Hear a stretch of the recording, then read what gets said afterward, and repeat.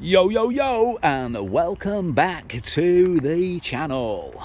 So, I'm in Liverpool in the car park that I own. Well, I own half of it. My brother-in-law and my sister own the other half between them. It was I got this as inheritance from my father when he passed away, and my mother. That was his old office building there, and this building here was a derelict building.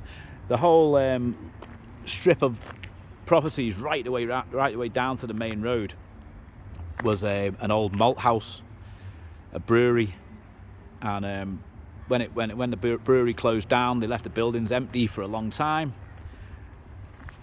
Went derelict. The whole street was ended up derelict, and some investor bought the whole street. He developed from the bottom this way, and there was 3 buildings left like he hadn't sold. He'd sold all the other about 7 or 8 buildings. He sold them all off, and there was this building in front of us, this one here, and a building right where we're stood.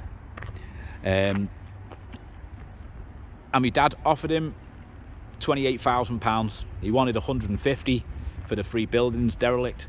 He offered him £28,000 and said, "Listen, I'll develop the car park," because the guy had promised, the developer had promised a guy further down the road to have 5 spaces in the car park or something at the end of here. When the car park was completed, he was on his back, so the guy said, "All right, I'll drop the price to 28 grand just to get out of this deal, so because I've got something else that I'm eyeing up, and as long as you give the guy 5 spaces, you've got a deal." So my dad got an absolute bargain on this land here. It was about 33 years ago, something like that. He paid obviously to pull the car park, to pull the office building or the brewery building that was here on this car park. He pulled it down, filled the cellars in, and tarmacked it and made it into 52 spaces. Well, 51 spaces I think there was.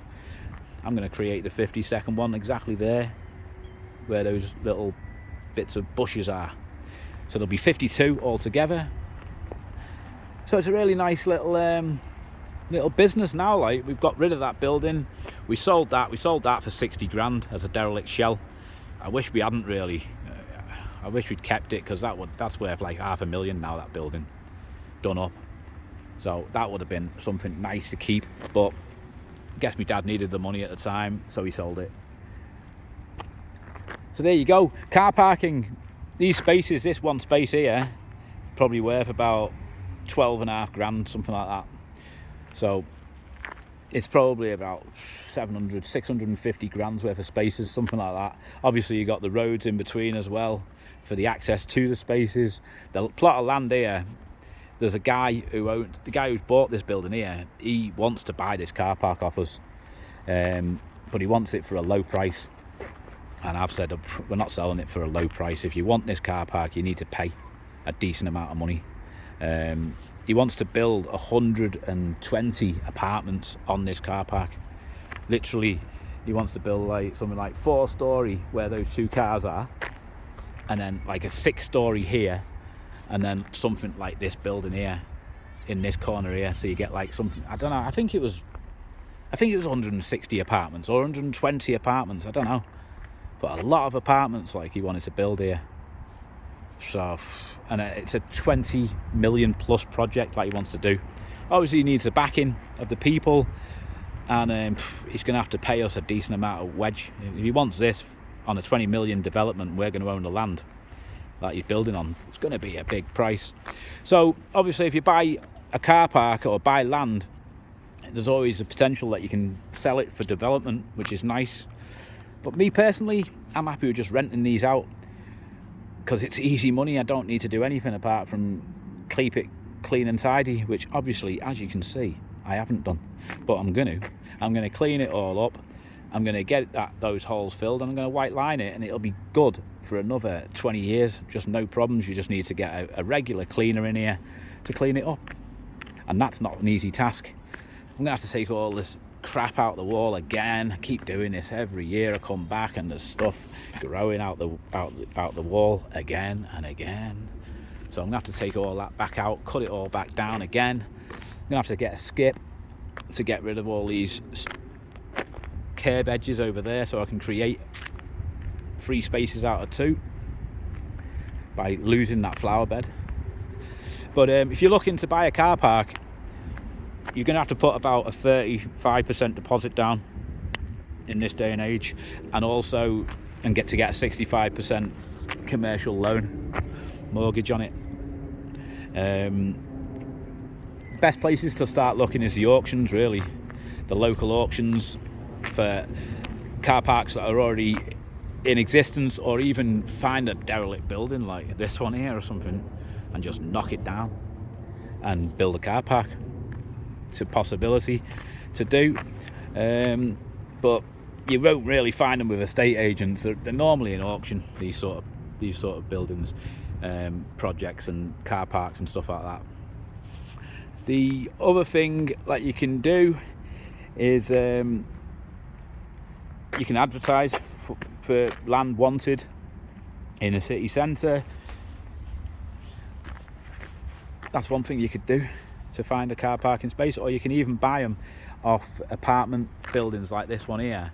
They'll have like car parks a lot of the time with them, car parking spaces where they sell the apartments separate from the car parking spaces, and you can go and buy a car parking space and then rent it out to whoever wants it.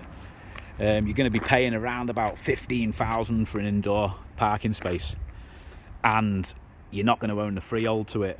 It's going to be leasehold, and there's going to be fees that you need to pay to the company that manage the car park. So it's not a brilliant return on investment, but it is a return on investment. Me personally, I wouldn't look to buy any car parking unless it was freehold land. So you own the land, it's yours, you know what I mean, and you don't have to pay anything.